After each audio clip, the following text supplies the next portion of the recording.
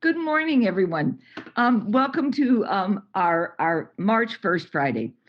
You will see that you are muted right now, and that's so that we don't get that echo effect that sometimes happens on Zoom. But we'll have ample time to communicate with our guest speaker today, ask questions, and just learn from each other.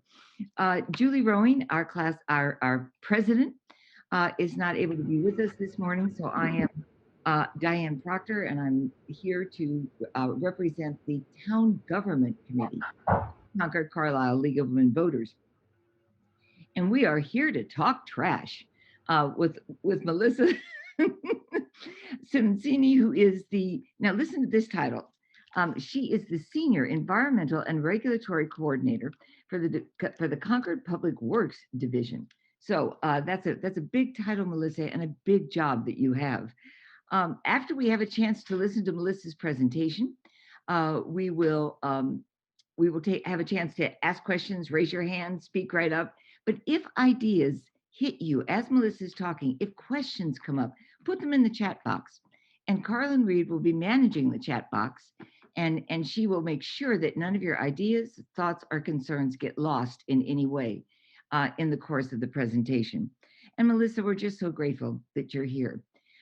Most of us can remember in this, I think so, as I look around at the screenshot, most of us can remember a movie, The Graduate, with Dustin Hoffman.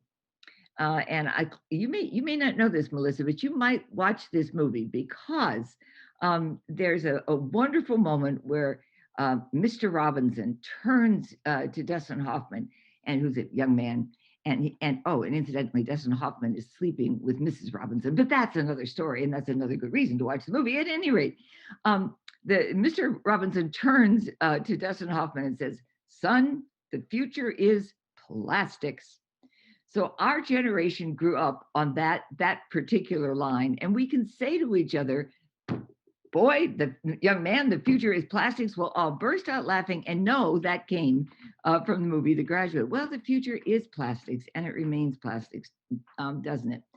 Indestructible, clogging our waterways, clogging our oceans, causing unending problems. And so the management of plastics and the management of many other non-disposable items remains a genuine challenge for our generation and for many generations. So we welcome you to speak to us. We look forward to hearing what you have to say. And right now I'm seeing Judy Hill. Is there a way to fix this, folks, so that we get, there we go. Thank you very much. Okay, Melissa, take it away. Wonderful. Thank you, Diane. For those of you who, it's wonderful to see all your faces. I'm trying to switch back to gallery view here so I can, oh, now I'm seeing my face.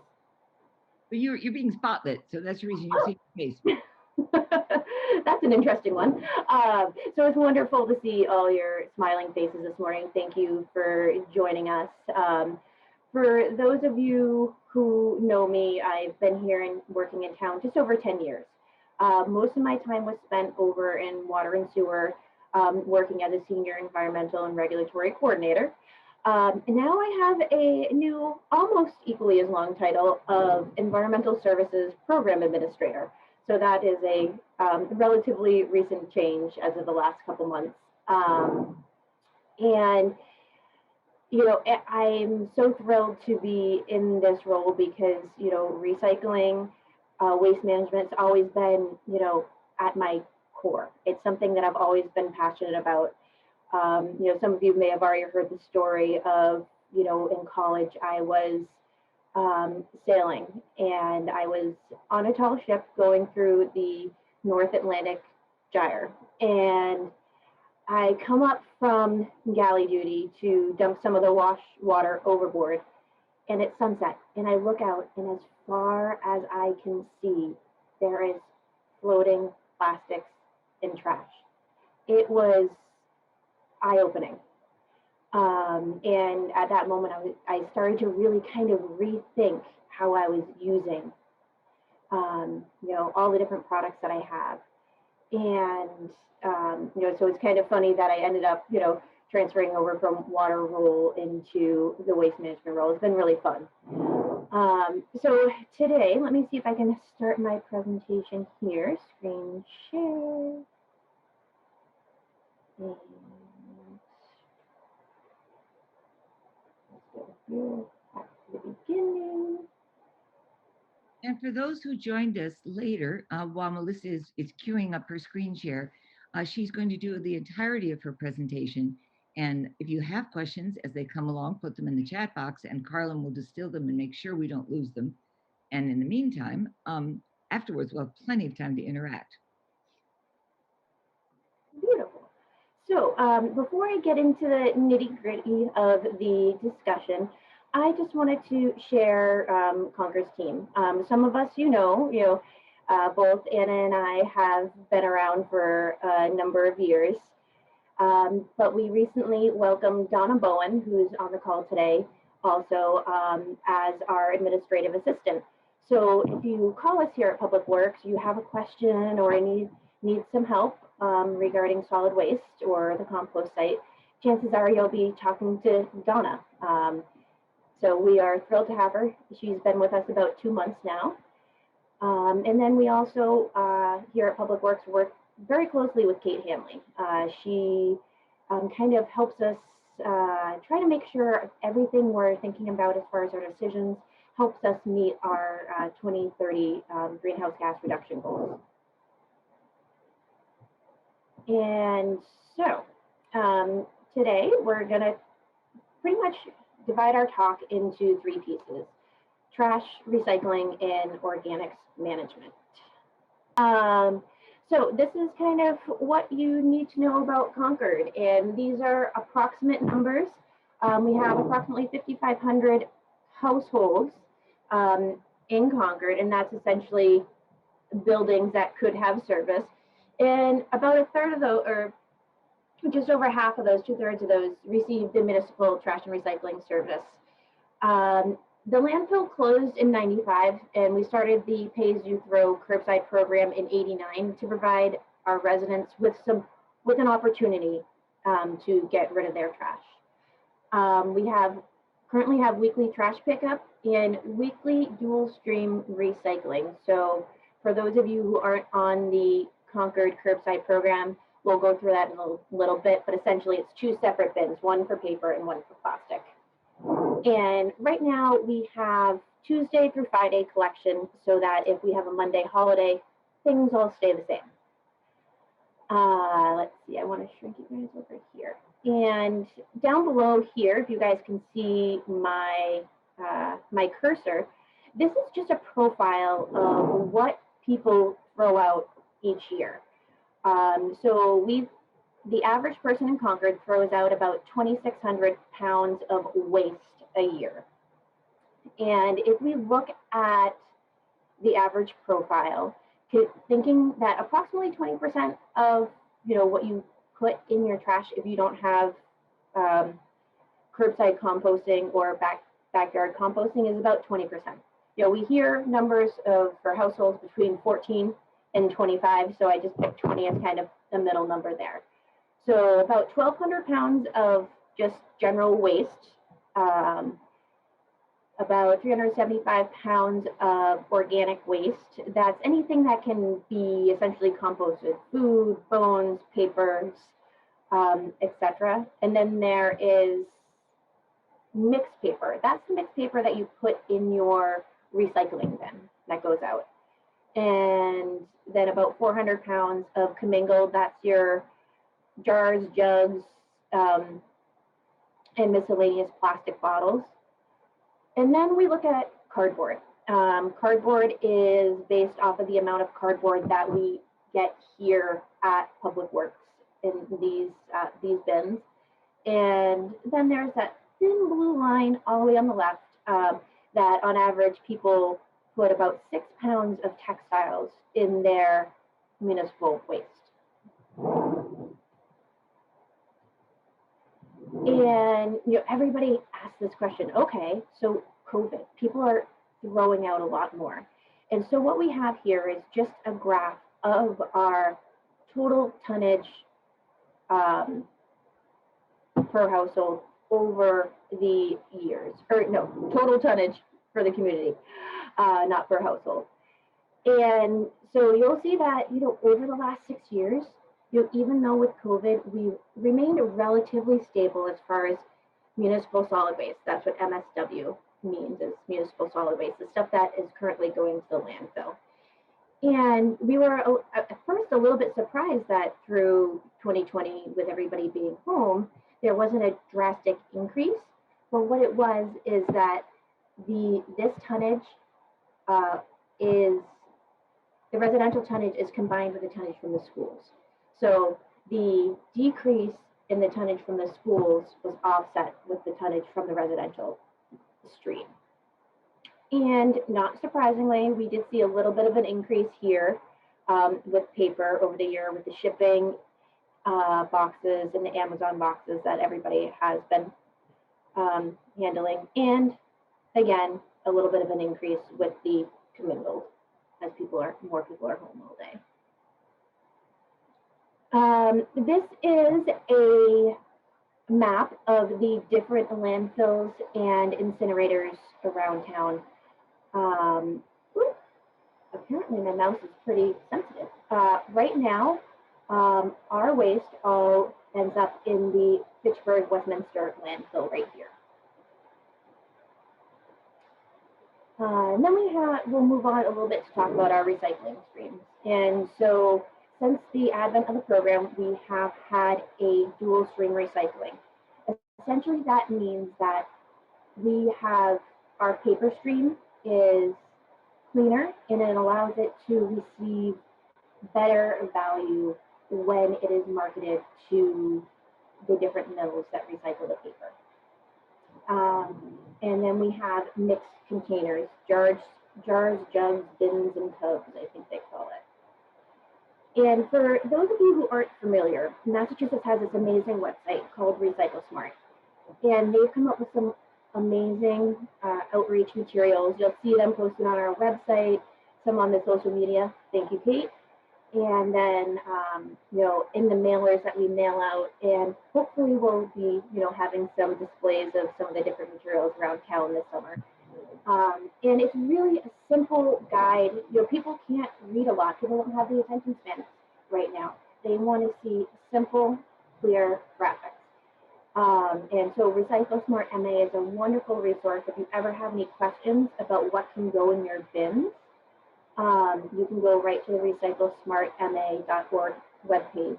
And if you see this thing down the bottom, we have this wonderful search feature called the Recyclopedia. And you just simply enter in the name of something, and it'll let you know, based on your location in your browser, if it can be recycled in your community or not. And if it can't be recycled in your bin, it'll actually take you to another website called Beyond the Bin, and it'll give you resources for recycling and getting rid of stuff that you can't dispose of curbside. It's a fantastic. Really helpful, Melissa. Thank you. That's terrific. You're welcome.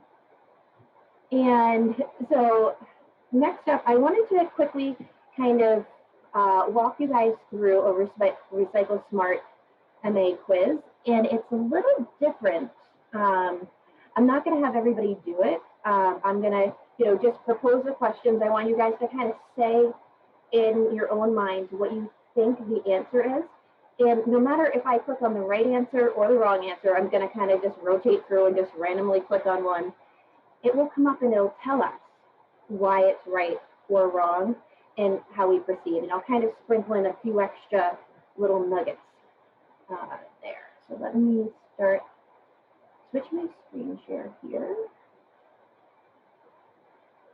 to, and again, this is part of the Recycle Smart website. So, if you guys want to go on and explore, it's wonderful. There's so many resources here. So I'm just going to start the quiz. And the first one is, lids and caps should be removed before recycling. And as you see in the picture, there are, there's mainly glass jars here that they're talking about, but this also can apply to, milk jugs, etc. So I'm just going to go through and click true. Lids and caps should not be removed. So one of the things to know about lids and caps and we'll kind of go through how recycling separated is. The small stuff, anything larger or smaller than a credit card, essentially just falls through the rates at the recycling facility and ends up going out as municipal solid waste. And if it's a different material or a different plastic, that's fine. The glass and metal all gets crunched up together, and they separate out the metal lids with magnets during that process. That is so interesting, Melissa. The sound is a little fuzzy. Peggy, is everybody else? If you just nod or shake your head, is everybody else hearing it? You know what it is? I think my the fan on my computer came on. Let me plug in and see what happens here. All right, because what you're saying is so important, and I want to make sure people can hear it. Now that fuzzy sound is gone. Okay, let's see. I hope. Thank you. I'm sorry, my sound is so messed up. I cannot hear much of anything. All right, can you guys hear me now? No, it's all fuzzy again, Melissa. Okay, let me stop sharing, of course. And microphone. How is this now? Is this okay? That's a little better. Yes, thank you. All right, perfect. Can everybody hear her, though? I think it's harder to hear you now. You can hear me? Go right now. Everybody, is this okay? Thumbs up or thumbs down? And everybody, is this better? Thumbs down, I'm hearing. Thumbs down from people. Thumbs down, okay. Volume up if you can. Microphone volume? Let's see. Audio settings. Microphone volume is up. There, that's better actually right now, Melissa. Okay, perfect. At least it is for a minute. Let's see if this works better. You're also leaning into those closer to the sound to the microphone, so I think that's part of it. All right. Thank you, Stefan. So this is a help. Thank you, Melissa. Okay, I didn't mean to interrupt, but what you're doing is important. Excuse me, is everybody still muted? They should be. Yeah, well, I'm not sure they would.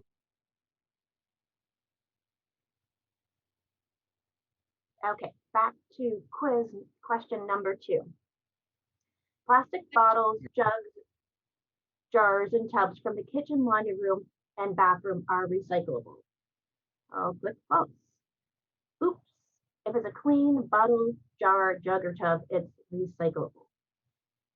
And again, make sure you replace the cap or lid.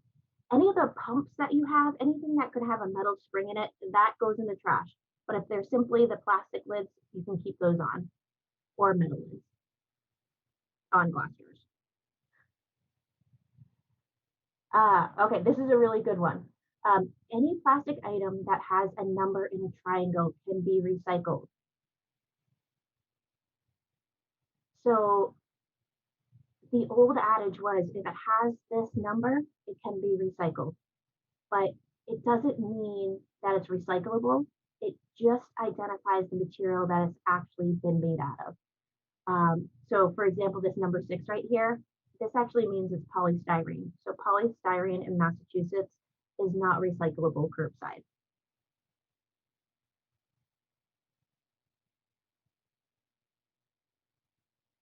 Once recyclables are collected and transported to the recycling sorting facility, they are hand sorted to remove problem materials, mechanically sorted, or compressed into large bricks. I'm going to go with all of the above, and in just a minute, we'll learn what happens at these recycling facilities quickly. Which of these metal items is recyclable in your recycling bin? Tanks, hangers, or pipes? None of them, actually. So all of these items you can bring to the drop-off day, and we can help you get them recycled. And often the hangers, you can also bring them to any of the dry cleaners in town, and they may be able to reuse them versus recycle them. Recycling saves energy, creates jobs, conserves natural resources. I'm going to go with all of the above. And recycling creates close to 14,000 jobs just in Massachusetts. All right, old garden hoses go in which bin? They unfortunately go in the trash bin. One of those things that we actually saw at drop-off day in the bulky plastics bin was there was a lot of garden hose that went in there. So even though we would love for them to be recycled, right now there is not a way to get garden hoses recycled that I know of. If anybody knows of any way, please let me know. That'd be fantastic to share. And it is okay to bag my recyclables before putting them in the bin. False. Please, please, please don't put any plastic bags in your recycling bin. You can save them and bring them to the grocery store. Right now, Crosby still isn't accepting plastic bags, but Donovan's is, Market Baskets are, most Stop and Shops are accepting them for recycling. What happens is, if even if it's papers in a paper bag, if it goes to the recycling facility, that will just get pulled off the sorting line and end up in the waste. And then plastic bags actually get tangled up in all the machinery. It gets really dangerous for the workers there. Single-use batteries should go in the recycling bin. False. So if you look at your batteries or anything that you have, you may see this little no trash can symbol. Anything that has that on that, take it, save it. You can bring it to either a battery recycling day, which we'll be having Tuesday evenings in April here at Public Works from 4 to 6, or bring them to different recycling opportunities like drop-off day. Alkaline batteries, they say in Massachusetts that they can go in the trash. If you want to save them for recycling, we will gladly take them and send them to the recycling place and get the materials taken out of them and recycled there. And which of these belong in your household recycling bins? Or 3 of these belong in your household recycling bins. Which does not belong? Cardboard, glass jars, metal cans, plastic wrap. Plastic wrap again is just like those bags. They can't go in the recycling bins, but you can actually bring those to those plastic bag recycling places. Just make sure that all the labels are cut off of them. A lot of the plastic bag take backs, they do it as kind of a courtesy because in reality, what they're really recycling is the plastic wrap that goes around the balers, all the big pallets of food that come in. And so they're recycling that so they can put all the plastic wraps and plastic bags that we bring to the stores right in there with that same thing. Are these containers ready for recycling? Nope.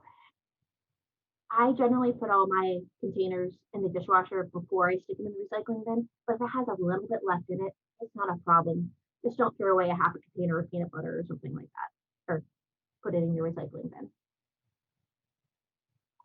Greasy pizza boxes are not recyclable. This was a recent change. You can actually put pizza boxes in your recycling now.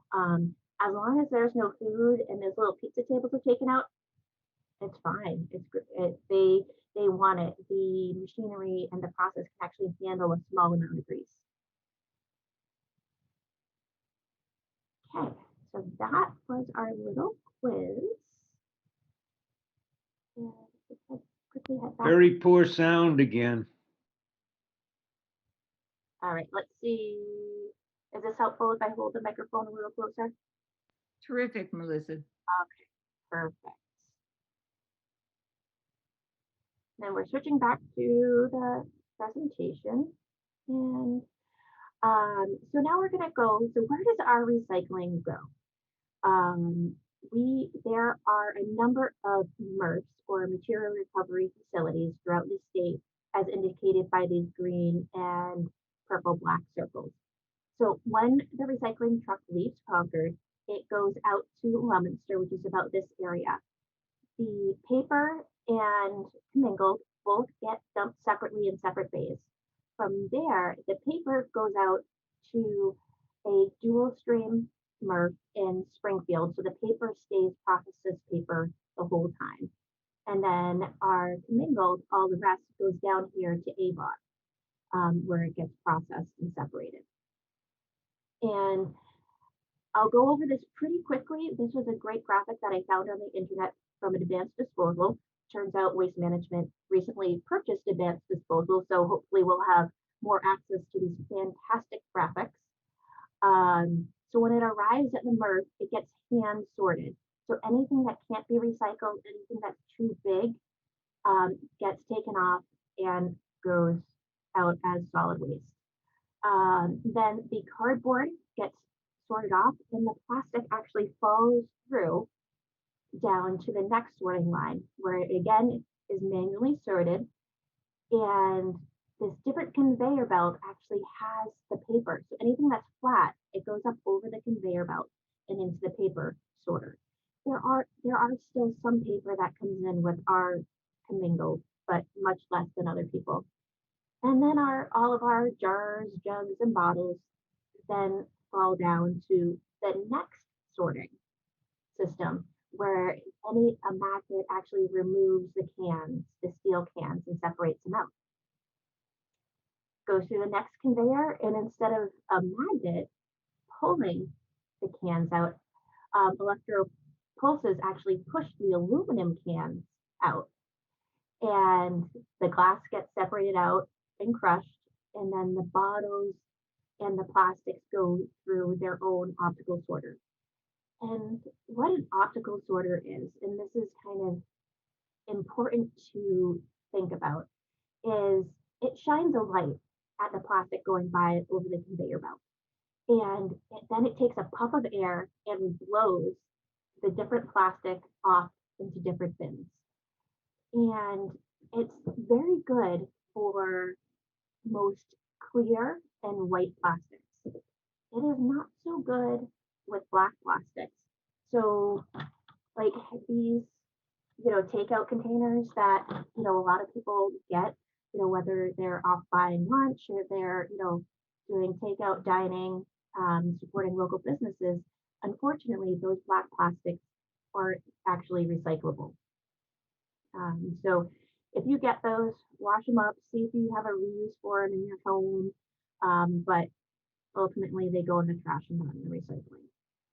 So when I'm out and about, I always, I see somebody or a business using the white plastic, I always thank them.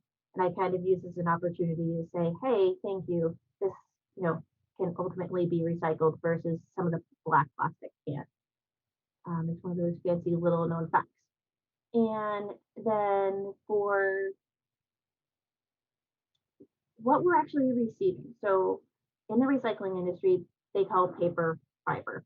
And this is the paper fiber that ends up in your curbside recycling bin. About 30% of it's cardboard, mixed paper, and about 5% of it's non-recyclable stuff. That includes, like the bubble mailers or sometimes the coated cardboard. We used to be able to recycle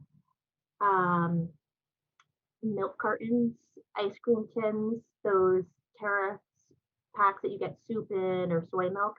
Those sometimes still end up in the recycling stream, even though they're not recyclable in this area of the country right now. And then commingled recycling. So this is all by weight, it's not by volume. The recycling industry and the waste industry ends up by weight. And so you'll see one of the biggest portions is glass. And then you see, probably another 25% total, or 20% looks like, of plastics, and then aluminum and steel cans. And actually in Concord, the overall, when it goes to the MRF, the overall percentage that goes to the solid waste stream that doesn't end up getting recycled is about 5% for the statewide. But Concord, because we have dual stream and because we have manual pickup where the guys actually pick up the bins, less contamination goes in. So in reality, we're only about 2.5 to 3% that ends up in the waste stream for recycling. And a lot of people have questions about where their recycling goes. So cardboard, as you can imagine, and as many of you have seen, cardboard has been a challenge through COVID. We sometimes have these bins emptied once a day over at Public Works, and it wasn't enough, and it would end up on the ground, and it would be me and other people picking it up. So if it makes it into the bins, it's great, because once it's on the ground and gets wet, it's not recyclable anymore. So if you ever come and it's full, just take a peek in some of the other bins, see if there's any room in anything else, and we'd love for you to come back if there's no room. Right now, there's plenty of room. Over the holidays, it was a little challenging. But ultimately, cardboard, it's converted back into other types of cardboard, linerboard, the the in-between for the corrugated cardboard, and other box board, which is like your cereal boxes, etc. And a lot of that's done locally here in Massachusetts. Glass. Glass isn't actually recycled. Old glass isn't made into new glass.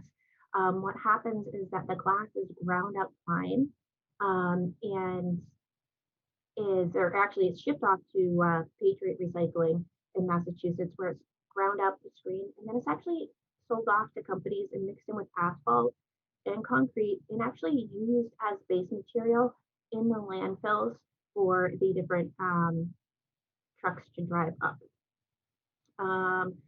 Aluminum. Aluminum actually is one of the most recycled materials out there. And it can be recycled over and over and over again, which is fantastic. Our aluminum is going out to Michigan for repurposing.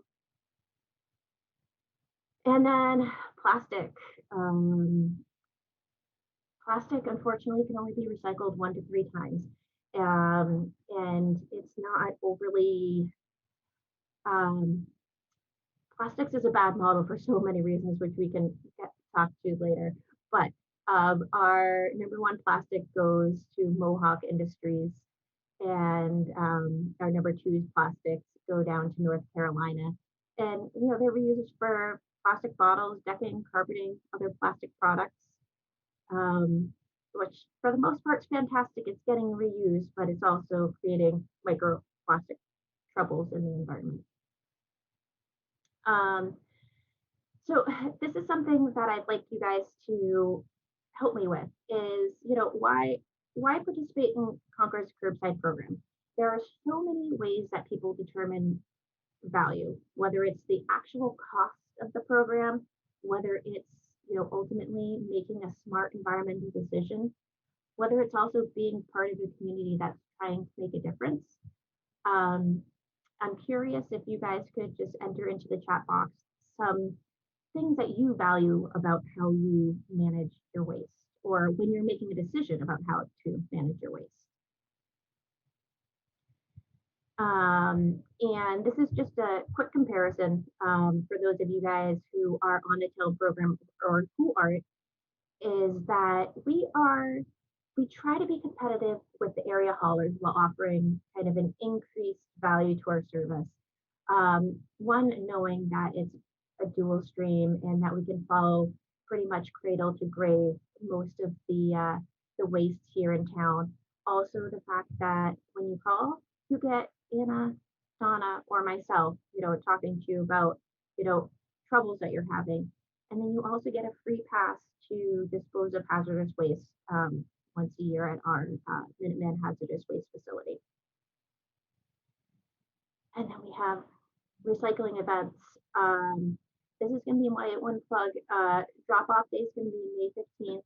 No swap-off. If you guys have 2 hours to spare, 3 hours to spare, we can definitely use volunteers.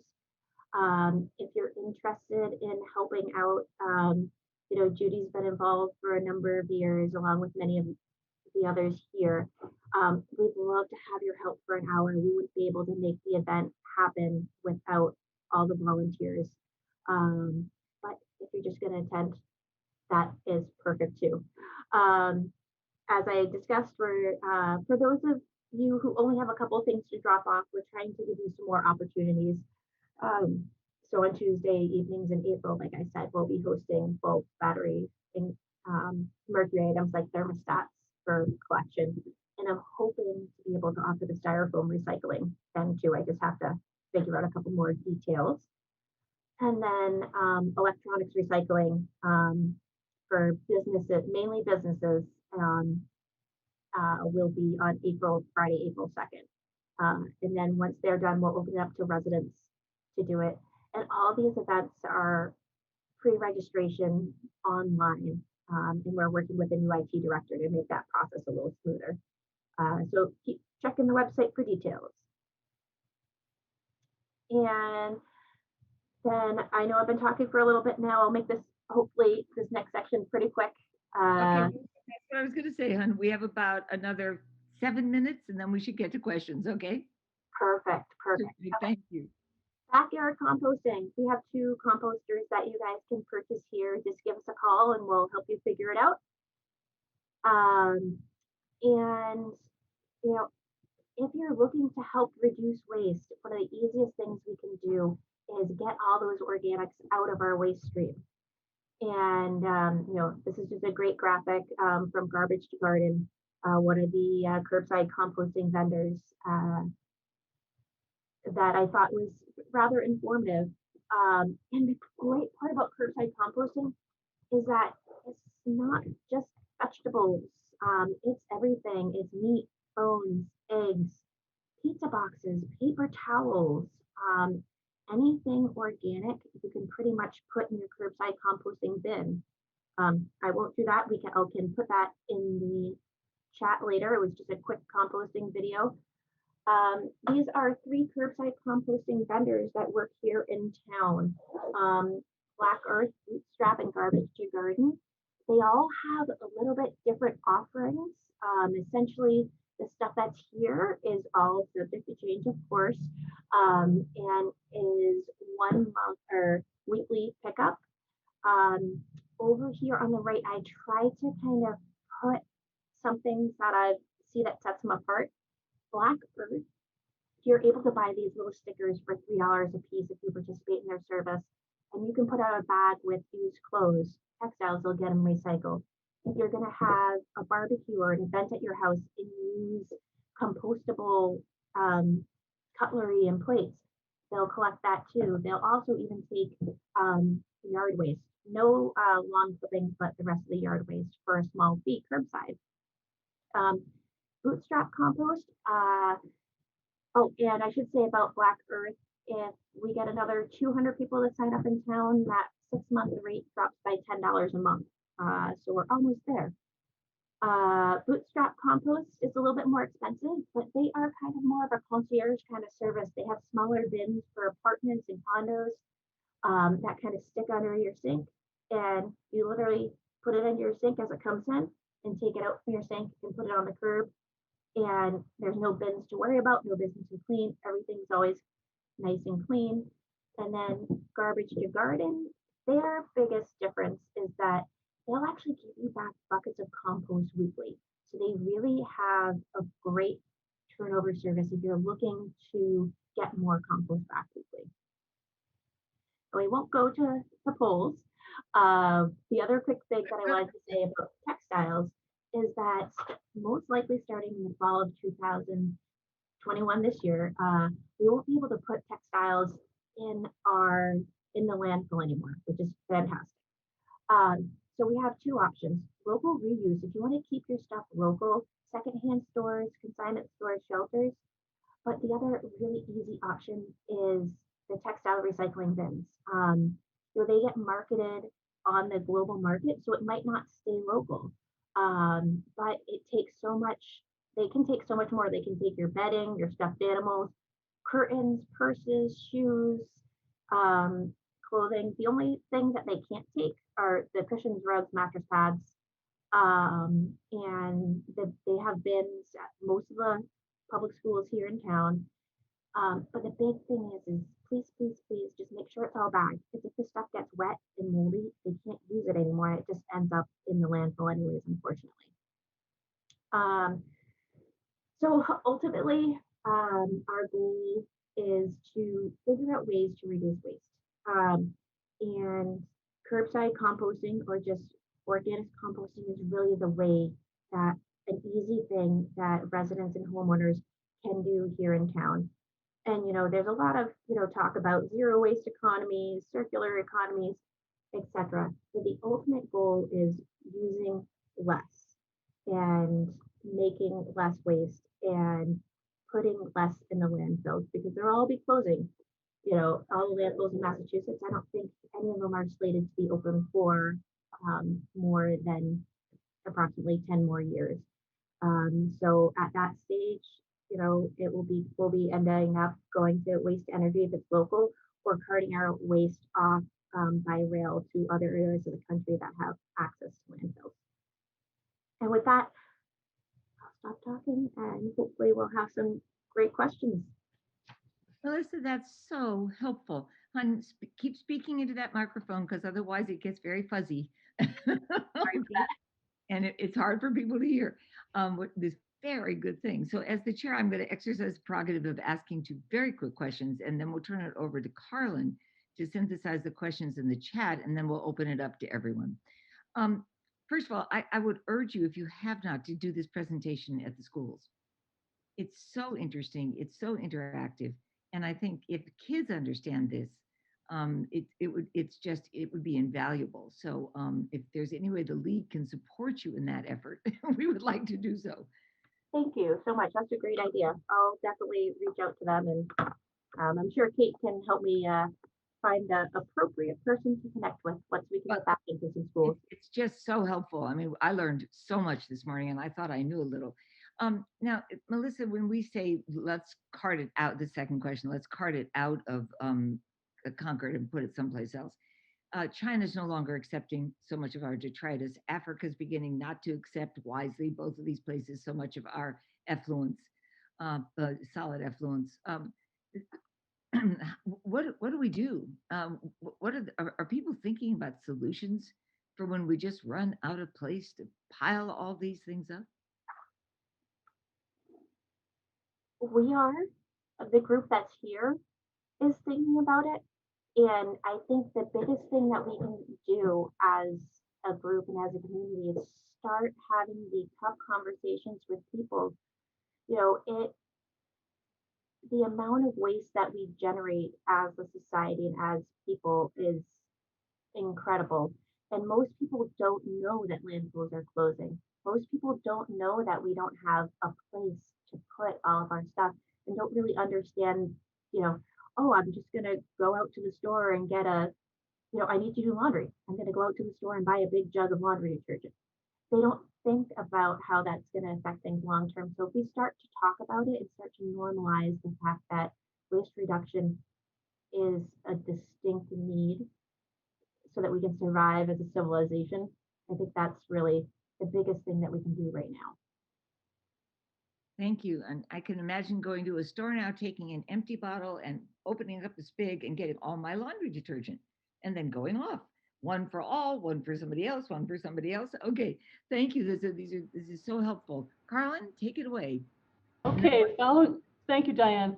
Following right up on the question that you asked, Diane, we have a question from Elise. Does Concord plan for future disruptions in the recycling system? Now, Melissa, you just said you have a group talking about it, but are you doing more than just talking about it? Absolutely, absolutely. So one of the things that happened with, let's just call it the recycling market shakeup over the last couple of years is,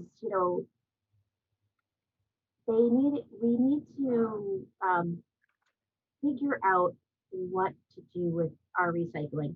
And they as in the recycling centers and the MRFs, shifted the financial burden onto the communities. And one of the things that they're doing is working with the legislation on something called producer responsibility. Recycling's expensive, so we're working to create legislation to help encourage the manufacturers to fund recycling. And if they don't want to fund recycling, how to encourage them and give them a financial incentive to create less waste as they do their products, as they manufacture their products. Okay. All right, thanks. Another question I have, this is from Janet. Why do we have a dual cycling stream system in Concord, since that sorting system you showed at the MRF, the MRF, separates the combination? That's a very good question. And I think it came down, back when it was initially created, it came down to having cleaner mixed fibers to market. Now we don't get as much value from the mixed papers as we used to. And so that's one of the reasons I had put in the, ask people to put in the chat box what they value about their waste, the way they manage their waste. Because, back in the day, it was all about marketing the products and having them be reused. Now it can be, we need to reuse the products, but let's also think about the carbon footprint of getting it to the facility, how these facilities are operated, and what really makes sense in that realm. Okay, all right. Let's talk about cardboard. I have a couple cardboard questions. Seems to be the favorite one right now. I have two things. One, did I hear correctly that wet cardboard is not recyclable? And two, how carefully do we have to be to remove the stickers and tape from cardboard? Right. So yeah, wet cardboard, once it's wet and gross, isn't recyclable. So, if you're putting it out in your bins, think about how you stack your bins when you put them out. Put your commingled recycling bin on top of your paper recycling bin, or put a piece of cardboard across the top of it if it's going to be raining out. Just try to be responsible as much as you can in those situations, because it's hard. I get it. And then as far as tapes and stickers, the machinery and the process is able to take out a certain amount of them. Obviously, if you can take it and simply rip it off and toss it in the trash, that's more beneficial. It creates a cleaner product. It makes it higher quality and better for reuse, but they'll still accept it, with a little bit of wiggle room in there.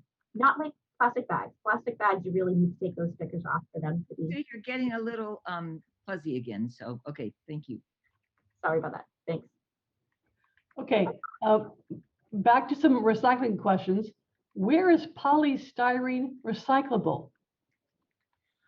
So when you bring the styrofoam block, we can't take like the trays, we can't take cups, etc.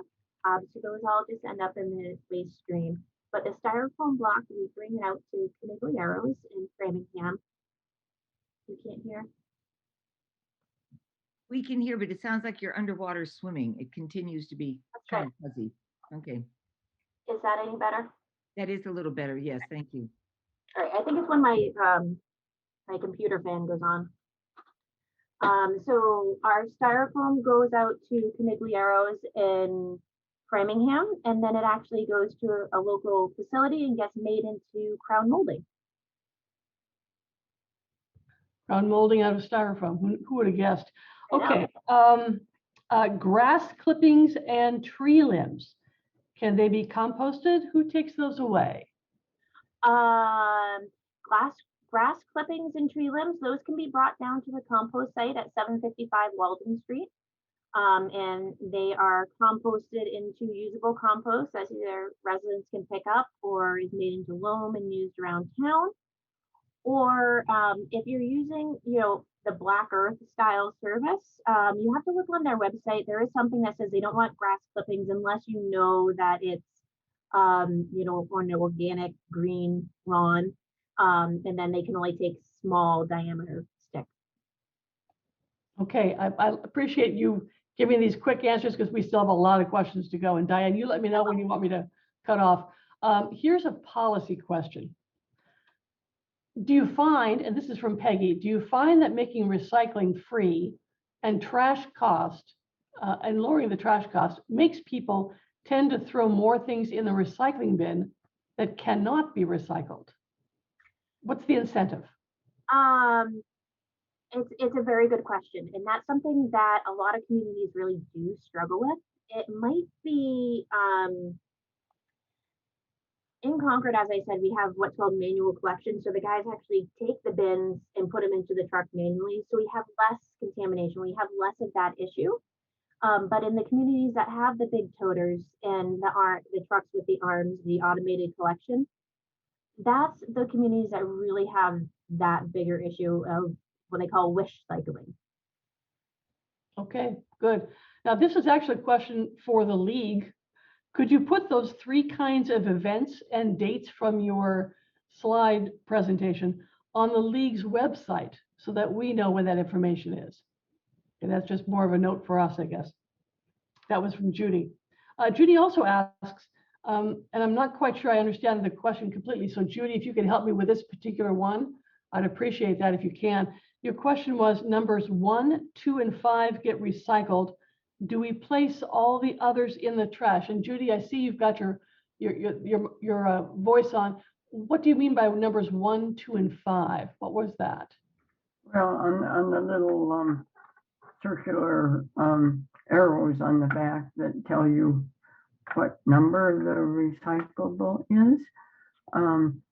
And from Melissa's presentation, it looks like all the other numbers besides 1, 2, and 5, like 3, 4, and don't even get recycled. So do we just put those in our trash? Okay, that clarifies it. All right, Melissa, do you understand the question? Can you help us with that, please? Certainly, very good question, Judy. Because for a long time we operated off the assumption that anything with that number, those numbers could be recycled. And so for, most of the 1s, 2s, and 5s absolutely can go in your bin. If you have a question about some of the other ones, I would say check out the Recyclopedia and enter in exactly what it is, because there's some gray area. Some stuff can go in, some stuff can't. But check out that resource on the recyclesmartma.gov. If you can't find an answer, give me a call. I'll help figure it out. Great. Diane, can I squeeze in 2 more before you cut in? Okay, 2 more questions at least. This one is from Tanya. And Tanya, I'm not quite sure I totally understand how it's phrased. It's about clothing. So you said, she asks, so the clothes that are recycled at the school is no longer for wearable items, but also for no longer for usable clothing? Can you, Melissa, Tanya, is that the proper phrasing of the question? I don't know. What I meant is, like, there are clothing items that can be reused, and then there are clothing items that are not really usable anymore, but they're still good clothes. So do these bins take those too? These bins take anything with fiber in them. Great. And the good clothes actually go to secondhand stores. I kind of glossed over this part. The good clothes go to secondhand stores. Then the unused clothing either gets made into rags that are, locally purchased, like the guys in the garage all buy reusable rags, from old t-shirts. And then the other part gets made into fibers. It can be insulation. I don't know if you guys have gotten any food deliveries recently that have this weird, insulation in between paper. And you're like, what is this stuff? That's some of the reusable fibers from items like that. Thanks. That's good. Good question, Tanya. Okay, this is from Stefan. The town's current contract with Waste Management, Inc. expires soon. Have you heard of significant price increases from other towns that have renewed recently? I think this also goes to, you're going to be renewing the contract. Also, what do you expect? Take it away. Absolutely. So, for better or for worse, COVID kind of, disrupted our timeline a little bit. And so I think it was 2018, right around the time that the China sword policy and China stopped accepting our recyclable materials.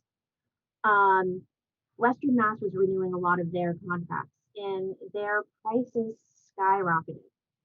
And what we're seeing now is that while China isn't taking our raw materials, they're processing them more domestically and then taking the processed materials directly overseas to reuse and repurpose the processed recyclables. And so recycling markets, while they're still a little volatile, it's kind of settled out. So we're working to do a shorter term extension of the existing contract so that we can really work with the community to determine what they value, what they really want from their waste provider moving forward. So I think we really have an opportunity over the next couple of years to figure it out. What we're seeing now, if as far as our rates, is we're pretty much on par with the private haulers out there. But as far as a just user fee, but we have that additional value of the hazardous waste day, the dual stream recycling, etc. So we'll see some increases, but they'll be on par with the neighboring communities.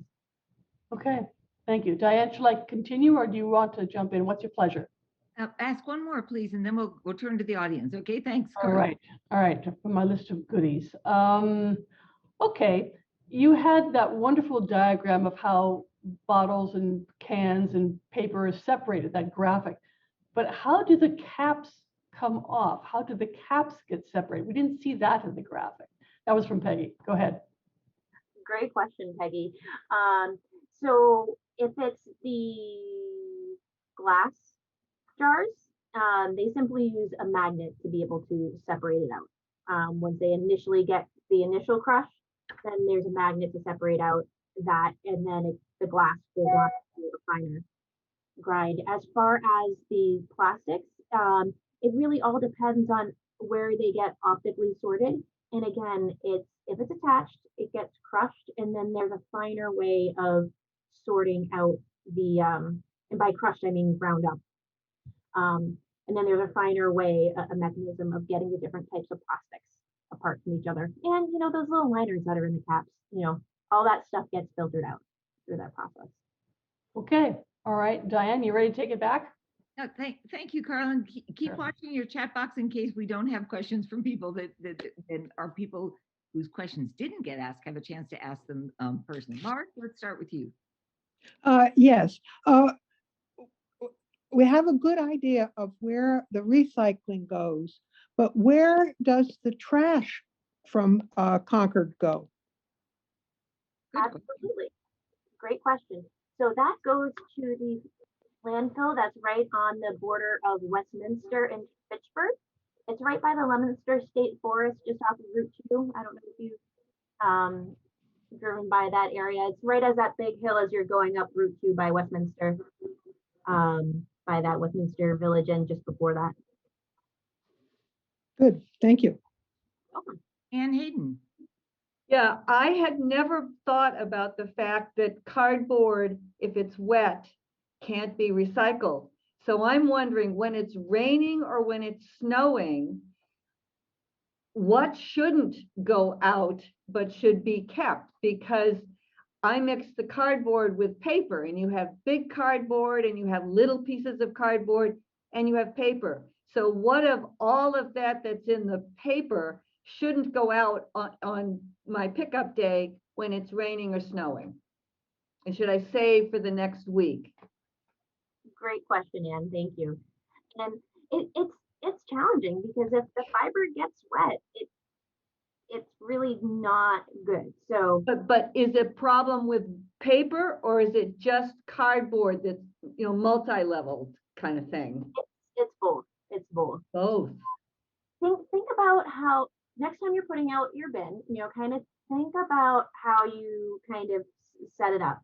If you have your paper bin, if you have a piece of cardboard or a box that's kind of bigger, you can almost take it and put it over the top of it, and then put your plastic bin on top of it. And that should, for the most part, keep it out. A little bit of moisture is okay. It's the downpours. Okay, so am I correct in thinking that if it's really raining out, for example, potentially just not putting out the paper bin, but you can put out the glass metal bin is what I had not, I think a lot of people don't know that, or haven't realized that. Okay, Or didn't. yeah, Yeah. thank you. Thank you so much, Claire. You have your hand raised. Sorry, took me a minute to unmute, but I had put in about carpet recycling and basically what the town, if they should be willing to spend more on recycled products in town buildings. For instance, I was thinking of, the senior center has changed the carpeting in there quite a number of times. It gets a lot of use. I've used recycled carpeting, it has like 20 to 40% plastic in it. It's still healthy. It cleans very easily, is long lasting. So I think the town should consider recycled toilet paper, even though it costs more. That these are some things that, we shouldn't be, the cost shouldn't be, the cost should include, saving some resources. Claire, that's wonderful. If there's anything we should be spending money on, it's on things like this, right? And water, keeping our water clean and figuring out what we're doing to our environment. That's a fantastic question. Melissa? Yeah, and I know we do have a buy recycled policy that we renew each year, and it's coming time to work with the townhouse to renew this. And I know it deals a lot more with paper, etc. So I'll take a look at that as we're working for that renewal and see what's in there and work with Kate and the town manager's office to see if there's anything we can do to improve it. Thank you. Janet?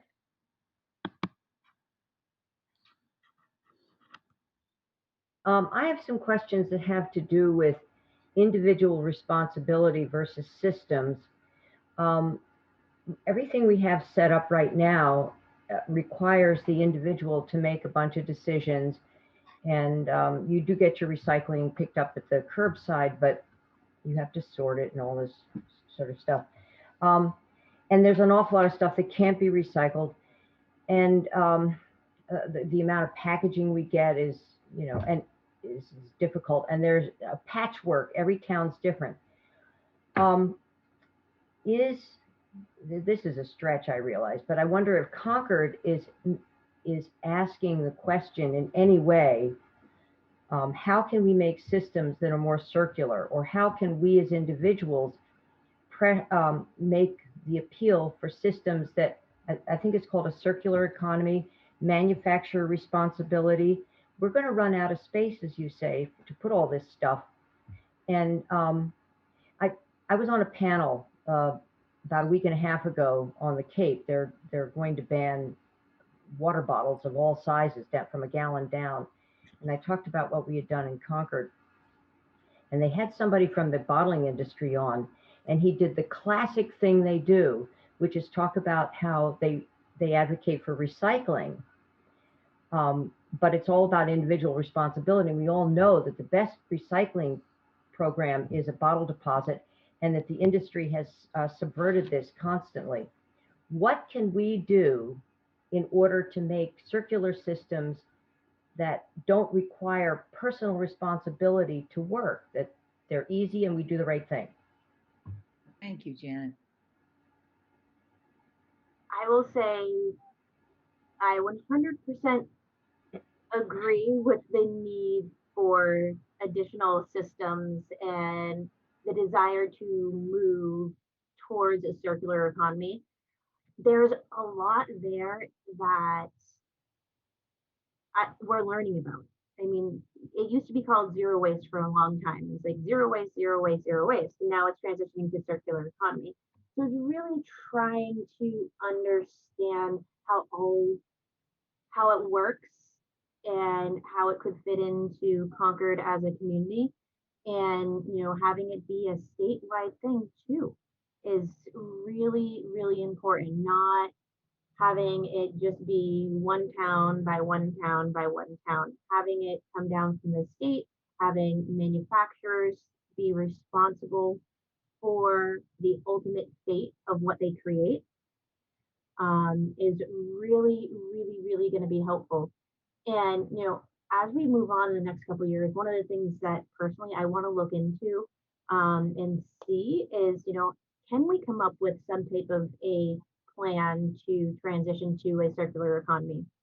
While waste is only, what 3 to 4% of the town's total greenhouse gas emissions, it can be a chunk. It's not just about greenhouse gases. It's about waste. It's about quality of life and where we see the earth in the future. So, circular economy is definitely where we need to head. But it's a big nugget. It's a big nugget. I'm going to need your help with this one, Janet.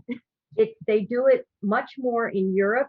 They Yep. do it in Canada. And, I sent you an article about that recently. New York has a bill right now that they're proposing. I suspect it's going to have to be regional, like our RGGI, which is a transportation carbon decreasing plan. These are huge, huge questions and huge issues, aren't they? Meryl, I think you have a question. Oh, I was just going to ask a somewhat mundane question about recycling hazardous waste. If you're using a private hauler for your trash, I would think that in terms of environmental protection, there shouldn't be a fee incurred for recycling hazardous waste. And currently, my understanding is that there is a fee. And I'm just wondering why that fee exists and whether you can get some sort of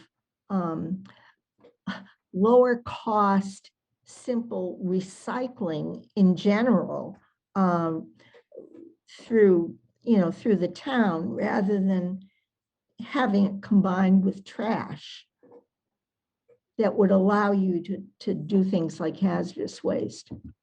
Thank you. Thanks, Meryl. It's a great question. And so we have it currently combined with the Curbside program so that it's incorporated into that fee structure. An individual's visit to the facility is included in that fee structure because it does cost. It costs each time the town has an event, it's about $2,000 just for the Concord residents to attend the event and to properly dispose and recycle of the product. So it's not free to the community, but we still, as a member of the Minuteman Hillsville Hazardous Waste Consortium, the 8 towns that are there, we're able to offer it much more often than, let's say, some of our neighboring communities that only offer it once a year, once every other year. The good thing is if you have something to dispose of, combine it with your neighbors. Ask them if they have some. Don't combine it in the same container, but gather your stuff together. Have one person go to the site, and that's definitely a more time and cost-effective way to do it. There's also options if you just have one little thing. We can provide you with an option of a couple of different retail vendors who you could go to drop it off. So right. Thank you. Work through some of the challenges. Other questions from people who've not had a chance? Carlin. Hi, this is my personal question. I see that our sustainability director has joined us, and I'm kind of curious, what kind of coordination efforts do Public Works and sustainability do? I know on your webpage, both are listed there, but what's the actual coordination effort that you have? Melissa, do you want to start? Well, let's see. I think Kate and I started working together, pretty much right off the bat with water and wastewater issues and water conservation stuff.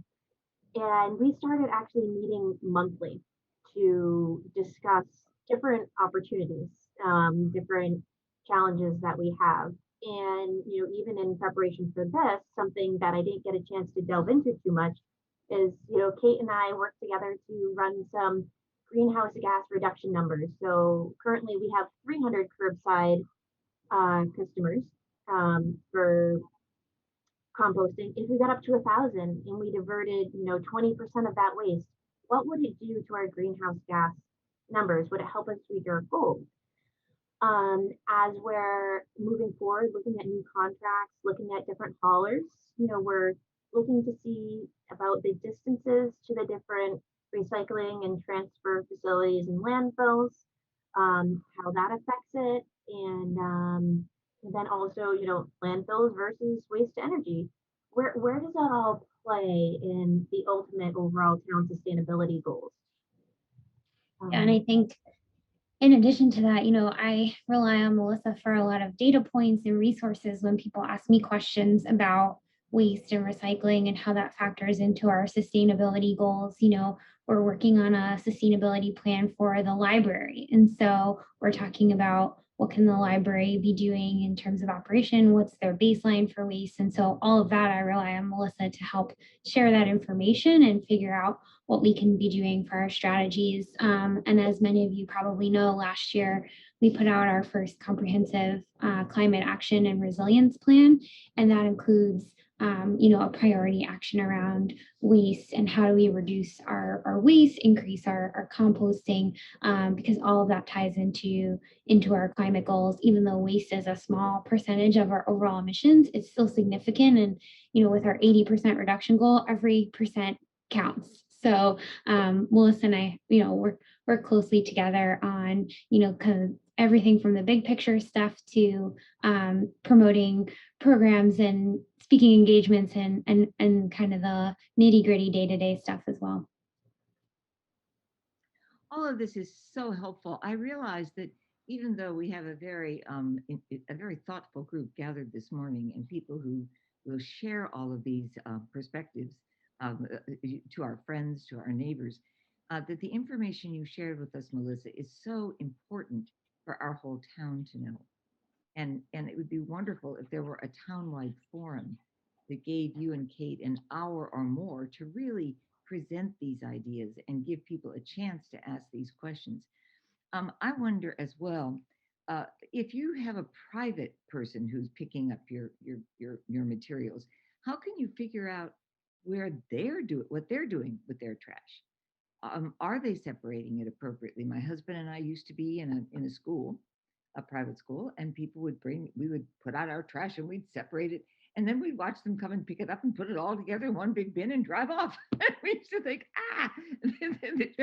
they're not separating at all, despite our efforts. So how can we figure that out? Absolutely, Diane.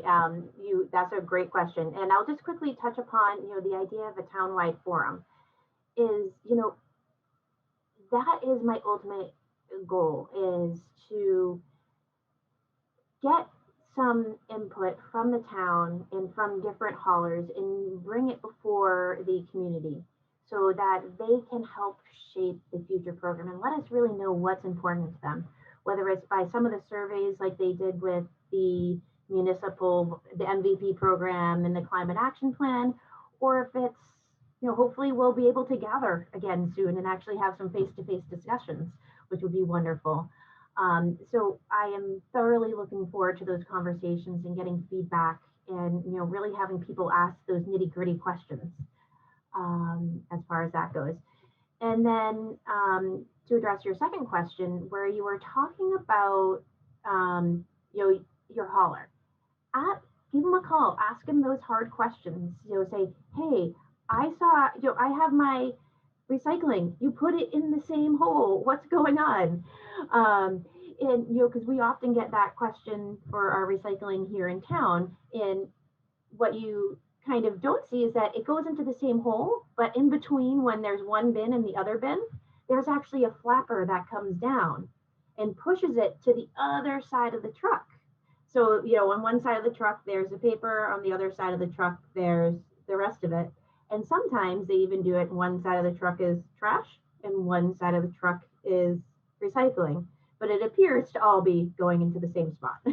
Who knew? But don't hesitate to ask if there's I didn't pass truck 101. I didn't until I started this either. Peggy, you have a question.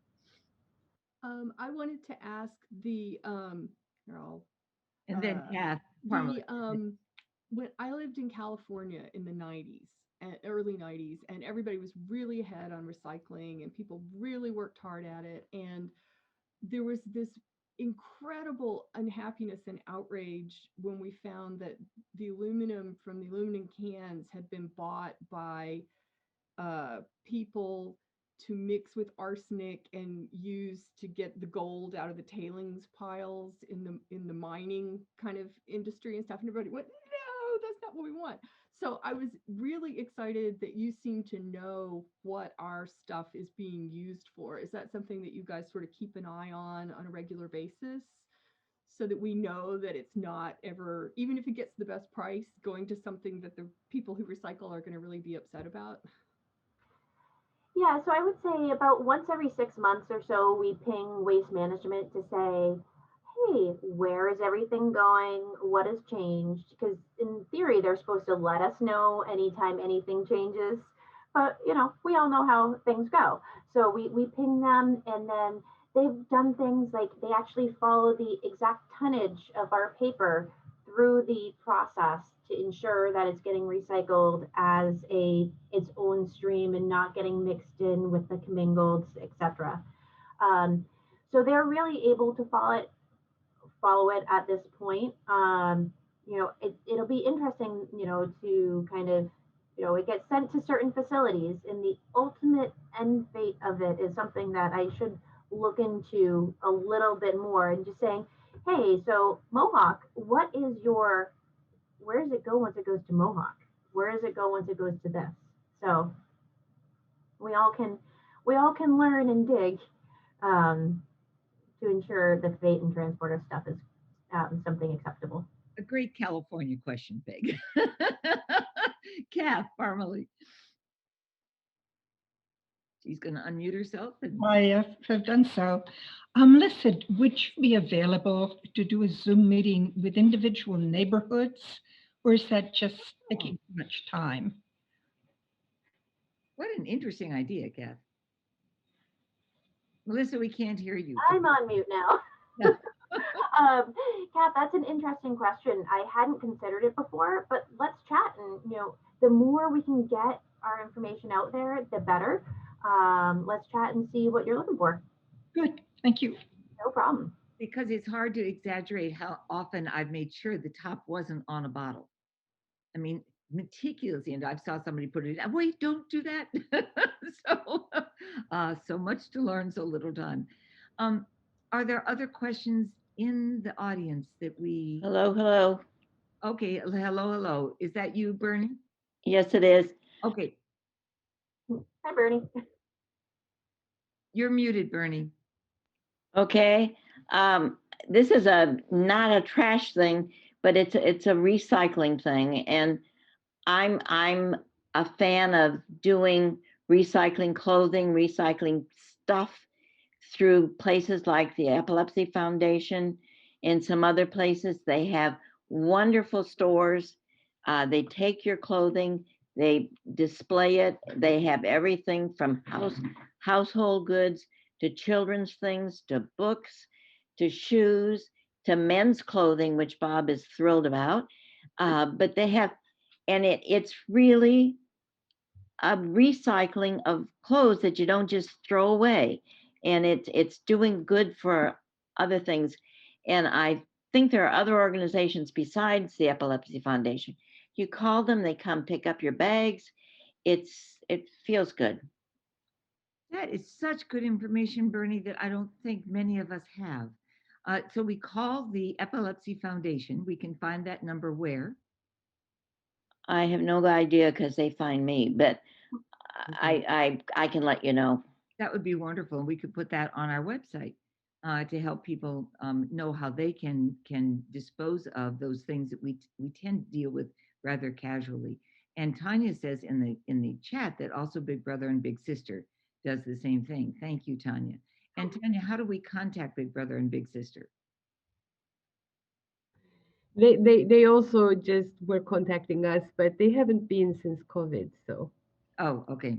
but they probably have a website. Good idea. Well, we're just about out of time, Melissa, and this is our chance to really thank you for spending your time with us. I know that the last part of your presentation was a little more rushed than I wish it had to be, but getting our sound systems up and everything else made it a little more difficult.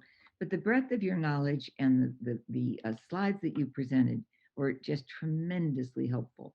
I want to thank Peggy Orgelin for helping get this Zoom going and working with you on those polls, even though there's still a challenge.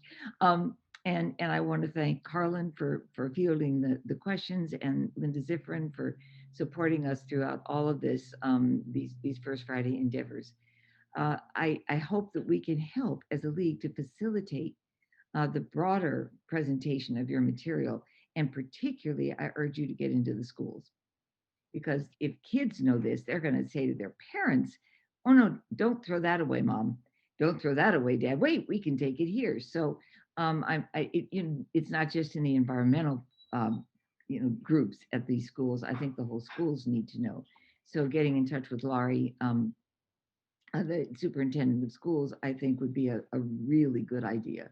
And if that's not easy, we will help promote that. Okay. Thank you. And I just want to say thank you to everyone who came here. If you have any questions, the easy way to find our website is concordma.gov/recycle. And we do have a wonderful list. It's down the bottom of the right-hand side that's called Where to Recycle or Dispose of. It has numbers that you can call for, big brothers, big sisters, epilepsy. I think those are there. But also if you have hazardous waste or metals or anything else that you need to get rid of, it's a great resource. And feel free to call us and pick our brains as much as you can. I think Linda had her hand up. I do it. It's just a note from your sponsor, if you will, and perhaps Janet can add to it. But on March 22nd, the Environmental Committee is going to host a lunch and learn, and I believe that Kate will be there as well to talk about legislatively. Our elected representatives will be there, Tammy Gouveia and Mike Barrett, and Kate to talk legislatively. What can we do? And so this is the teaser to keep your eyes open for a notice about March 22nd, if you like this conversation. Thank you, Linda. Talking trash is always terrific. Again, Melissa, we so appreciate your time. This will be up on, I think, a YouTube at some point in the near future, and we will promote that on our website and promote that in our various pieces of literature. So thank you all so much for joining us this morning. This has been invaluable. And we'll say goodbye. Thank you so much, everyone. Nice to see you all.